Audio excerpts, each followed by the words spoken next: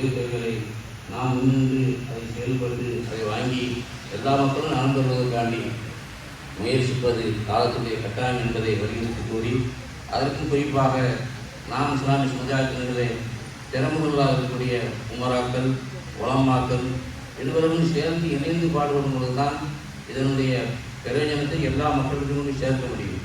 உலமாக்களுக்கு ஜும்மாவுடைய மேடை இருக்கிறது. ஜும்மாவுடைய மேடையில் உலமாக்கள் வாய் மூலமாக ஒரு வார்த்தை சொல்லிவிட்டால் மக்கள் அதை செய்வதற்கு தயாராக இருக்கின்றார்கள். ஆக அப்படிப்பட்ட மக்களுக்கு நம்மை தேடி வரக்கூடிய அந்த ஜும்மாவுடைய அந்த கூட்டத்தில் நாம் கிடைக்கக்கூடிய இந்த உதவித்தொகைகள் எல்லாம் உரிமைகள் எல்லாம் மக்களுக்கு எடுத்துக் கொள்வது உலமாவுடைய கடமையாக இருக்கிறது. இந்த நாட்டிற்காண்டி இந்த நாட்டுடைய சொல்வதற்காண்டி முதலாக பாடுபட்டவர் உலமாக்கள் என்பதை இந்த நாட்டினுடைய வரலாறு கூறிக்கொண்டிருக்கிறது.